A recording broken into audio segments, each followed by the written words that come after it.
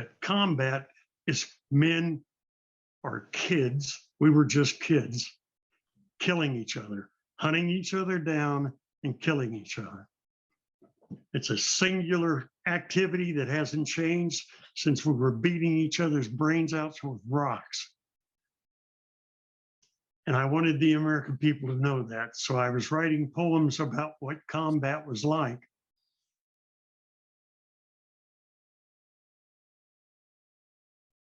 And July 2nd, 1967, which was the beginning of a battle called Operation Buffalo, where we suffered the highest casualties that the Marine Corps ever suffered in a single battle in a single day.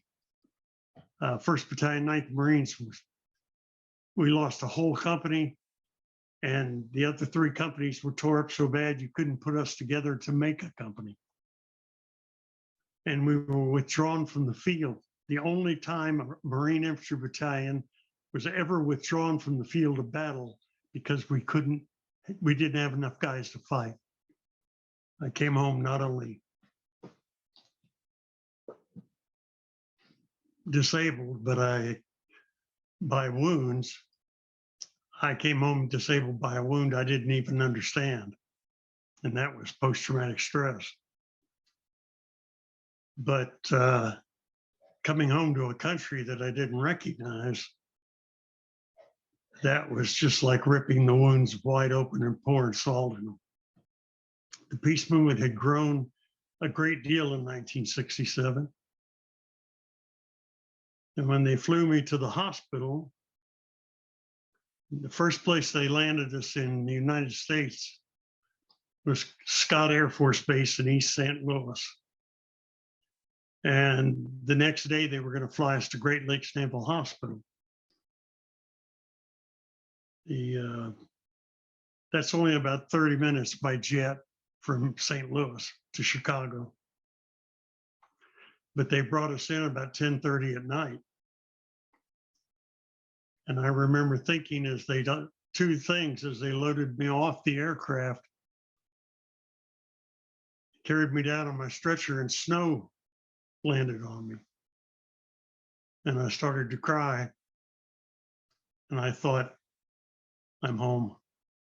Didn't snow in Vietnam. I've really made it. And then the next thing that hit me was, God damn, it's awful dark. Are they ashamed of us? And he said, well, we did it for your protection. And I said, what the hell are you talking about? My protection? I'm home. I don't need protecting anymore. I made it. Once I became ambulatory and was able to leave the hospital, it got worse because people confronted me on the street. It was pretty easy to tell, even when I wasn't in uniform, that I was a Marine because I had a high and tight, and I'm hobbling all around.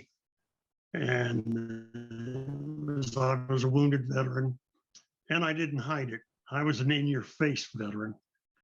He called me a baby killer, but I never killed any babies. He called me a war criminal, and well, that was a pretty broad interpretation of war criminal, if I was. But they'd never been under fire. They'd never found their buddies mutilated and tortured after they've been captured. But to come home and have people accuse me of doing horrible crimes that none of us ever would have considered doing, that was just too much. I started drinking heavily and dating my 45, which meant every night after I'd come home from drinking, I'd get my pistol out of the drawer and chamber around and put it under my chin or against my temple and dare myself to finish the job.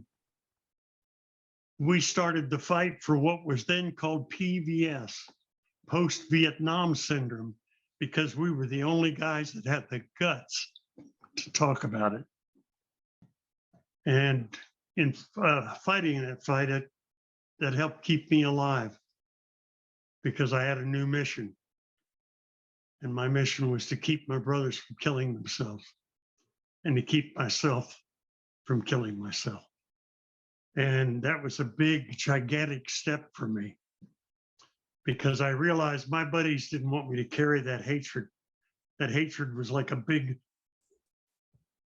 infection, pocket of infection in my guts that just kept me in the war and kept me, hatred keeps you negative. And you don't accomplish anything positive when all you're doing is thinking negative. And that began my healing. Just open your heart to our pain. Let us know that you believe in us. Let us know that you honor us. Let us know that you are as proud of us as you were our fathers.